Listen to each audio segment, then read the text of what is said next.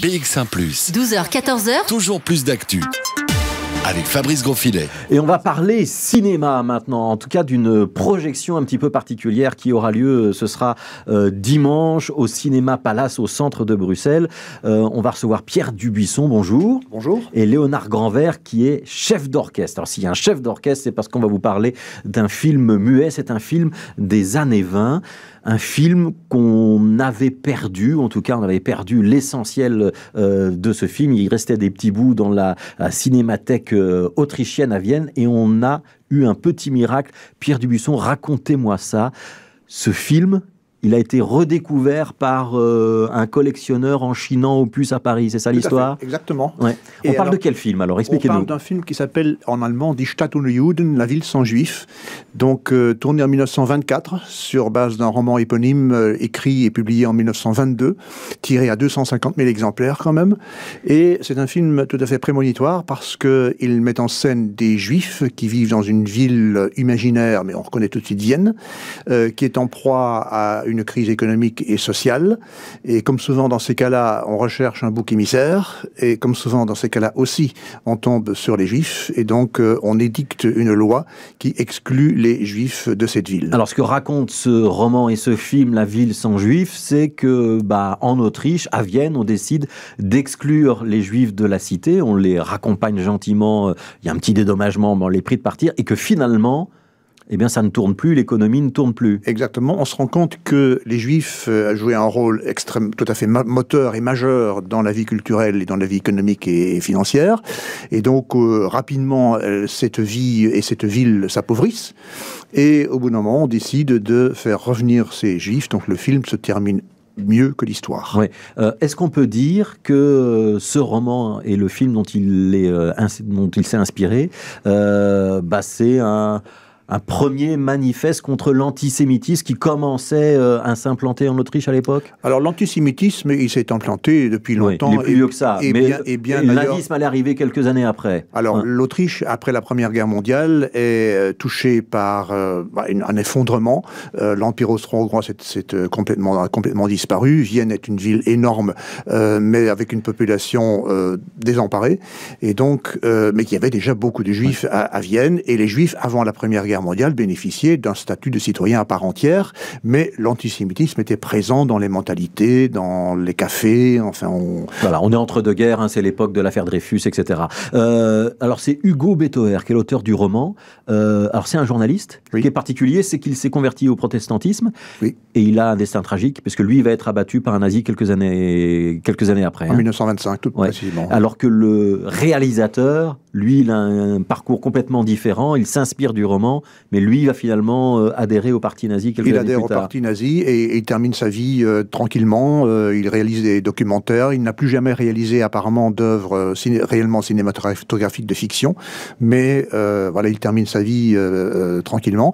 Et l'assassin qui a tué donc Bettauer, lui, est certes condamné, mais il ne fait que 18 mois de prison. Après ça, il est mis dans une maison un institut psychiatrique, et il termine ses jours également en paix. Alors, c'est une œuvre quand même un petit peu exceptionnelle, parce que c'est prémonitoire, on est avant le nazisme, mais ça prédit ce qui va se passer dans les années suivantes, et c'était perdu. C'est un petit miracle de l'avoir retrouvé. Ah, c'est un miracle total. Ouais. Surtout que, en fait, vous avez parlé de la Cinémathèque de Vienne, et vous avez raison, mais il y en avait une autre copie également à la Cinémathèque à Amsterdam. Les deux copies ensemble ne réalisaient toujours pas un film complet. Il manquait des parties. Il manquait des parties essentielles.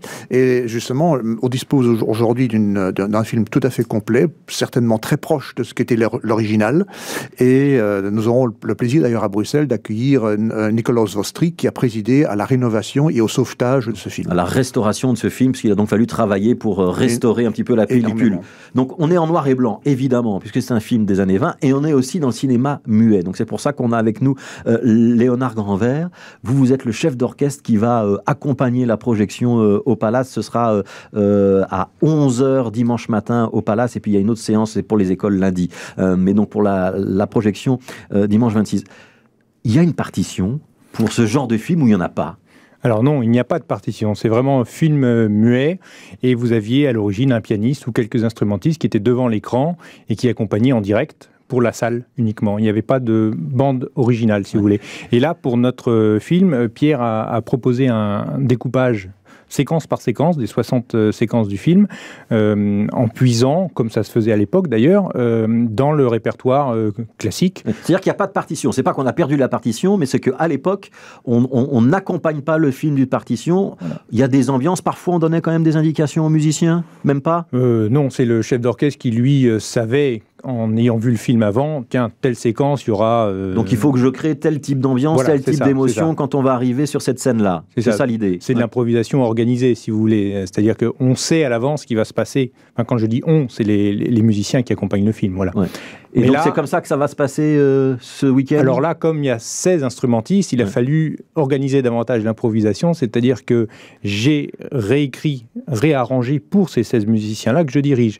Donc la partition est écrite, mais pour cette version-là. Voilà. C'est une interprétation, si vous voulez. Donc il y a un quartet à cordes, il y a un quartet à vent, il y a une harpiste ou un harpiste? Non, il y a un clavier qui joue piano, clavecin, orgue, etc. Il y a le percussionniste. On a 2 clarinettes, il y a quelques cuivres aussi. Voilà. Ouais. Et votre parti pris, c'est quoi? C'est de jouer de la musique des années 20 ou pas du tout? Non, pas du tout. On a puisé dans les bons vieux classiques, Haydn, Mozart, Beethoven, Mendelssohn, etc. Mais aussi quelques modernes. Il y a du Poulenc, il y a du Ligeti, voilà. Voilà. On va marquer une page de pub et on continue de parler de l'histoire extraordinaire de ce film qui s'appelle La Ville sans Juifs et qui sera projeté dimanche au cinéma Palace. BX1+. Toujours plus d'actu. On est avec Pierre Dubuisson qui est le porteur de projet, on va appeler ça comme ça, et Léonard Granvers qui est le chef d'orchestre qui accompagnera la projection de La Ville sans Juifs, donc ce film des années 20, de 1924 précisément, qu'on a retrouvé un peu miraculeusement et dont on projettera la copie restaurée ce dimanche au cinéma Palace. Ce sera à 11h le matin. Il y aura avant une petite introduction de Christian Laporte, qui est journaliste à la Libre Belgique. Donc c'est rendez-vous plutôt à 10h ou 10h15 au cinéma Palace. Pierre Dubuisson, c'est un outil pédagogique. On en a beaucoup parlé dans tous les journaux, à la télévision ces derniers jours, des 75 ans de la libération des camps, et notamment du camp d'Auschwitz. C'est un outil pédagogique pour montrer que la dimension antisémite et la capacité de se lever contre l'antisémitisme, dès les années 20, ça existe. C'est-à-dire qu'on pouvait prévoir qu'il y aurait une catastrophe avec ces idées-là? Personne ne pouvait prévoir exactement comment ça allait se passer. Oui. Mais toujours est-il que Betauer, l'auteur du livre, peut être considéré comme un lanceur d'alerte. Vous surveillez il y a quelques minutes une personne qui venait parler de Julian Assange. Avec ses instruments de l'époque, il faisait un peu la même chose. C'était un excellent observateur des faits de société. Il avait lui-même voyagé. Il avait donc la possibilité de mettre Vienne en perspective avec Berlin, Londres, Washington, New York.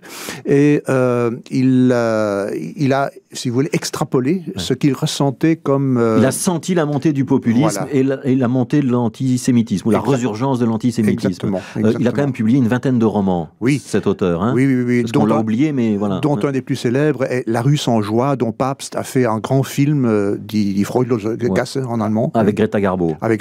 Voilà. Donc c'est quand même un auteur important de l'époque, sur la scène autrichienne. Oui, absolument. Les organisateurs de cette projection... Les porteurs sont Image, l'Institut de la mémoire audiovisuelle juive, et la Fondation Auschwitz, ainsi que l'ambassade d'Autriche qui nous prête le film. Oui. Alors, il faut dire ça quand même. Ce film-là, c'est un film qui condamne la montée du populisme et le propos antisémite. Le cinéma, ça a une place importante quand même dans cette période-là, et qui a en face de ce film-là, dans les années 30 notamment, beaucoup de films antisémites qui existent. On se battait, le débat d'idées, il avait lieu au cinéma? Absolument. Ah oui, bien sûr. Il y a des films, effectivement, la propagande nazie a fait un large usage du cinéma d'ailleurs. Mais ce film, en fait, traite d'un sujet grave, mais il n'est pas grave dans sa tonalité. Il est même relativement léger. C'est quand même un film viennois, et à Vienne, il y a souvent une sorte de légèreté. Oui. Donc, il est entremêlé, par exemple, d'une intrigue amoureuse entre une viennoise et un juif qui part à l'étranger et puis qui revient déguisé. Donc, il y a un côté quand même... Il y a des moments légers. Et clairement, il faut le rappeler, on est dans un film d'anticipation. Voilà. C'est-à-dire qu'on imagine ce qui pourrait se passer, mais qui, à l'époque, ne s'était pas encore passé. Voilà, mais on voit à l'œuvre, en montée, toute l'œuvre de propagande qui fait qu'on arrive à voter une loi au Parlement. Les journalistes, désolé de dire ça devant un journaliste, mais embrayent dans ce mouvement-là. On voit des juifs chassés de leur logement, poussés dans des trains. Et puis alors, heureusement, là, l'aiguillage du film prend une autre tournure, mais c'est quand même assez frappant de voir ce qui se passe. Donc il avait imaginé le pire, mais pas jusqu'au bout. Oui. Et puis finalement, le pire, c'est quand même produit. Ça veut dire que les lanceurs d'alerte ou les auteurs de romans ou de films, on les écoute pas toujours. On devrait peut-être y être plus attentif. Je crois. Ouais. Je vais me retourner vers Léonard Granvert. Vous avez vu le film, évidemment. Vous avez écrit une partition. Quelle est l'émotion que vous ressentez lorsque vous voyez le film et que la musique commence? Est-ce que c'est une émotion d'être face à une copie historique, ou est-ce que c'est l'émotion de se dire tiens, je vais essayer de souligner les intentions du réalisateur et de l'auteur? Il y a un peu des deux, et puis des émotions au pluriel, parce que, comme le dit Pierre, il y a aussi beaucoup de second degré dans le film. C'est-à-dire qu'il faut rire aussi avec les musiciens, sourire en tout cas, parce qu'il y a vraiment des séquences porteuses d'espoir. C'est pas un film sombre, taciturne, pas du tout. Il y a quand même, ça finit bien malgré tout. On imagine une bulle d'air quand même qui arrive à la fin. C'est pas vraiment quelque chose de sombre et triste. Oui. Voilà. Alors, je vais être très caricatural. Oui. Quand on imagine la musique de film jouée en live et le pianiste, parce que c'était souvent le pianiste, on a en mémoire qu'on accentue les caractères mélodramatiques, qu'on essaye avec des gros accords bien plaqués, de faire sentir que le suspense va arriver. C'est un peu caricatural, ça va être ça ou ça va pas être ça du tout? Non, on espère renforcer le message du film. On souligne, on renforce au sens fort du terme, mais sans caricature.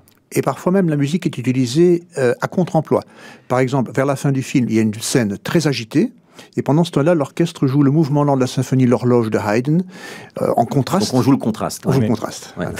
Ça s'appelle donc La Ville sans Juifs. C'est projeté dimanche matin à 11h avec introduction à partir de 10h15 au Cinéma Palace. Il y a ensuite des séances pour les scolaires, et puis le film ira ensuite à Charleroi, c'est ça? Le 18 février à Charleroi et le 20 février à Liège. Merci beaucoup Pierre Dubuisson, Léonard Granvert d'être passé nous présenter donc ce film, une copie d'un film de 1924 qu'on croyait avoir perdu et qui est un témoignage de l'histoire et un outil pédagogique aussi. J'imagine que c'est comme ça qu'on l'utilise notamment dans les écoles. Rendez-vous donc dimanche matin au Cinéma Palace. Merci beaucoup d'être passé dans ce studio.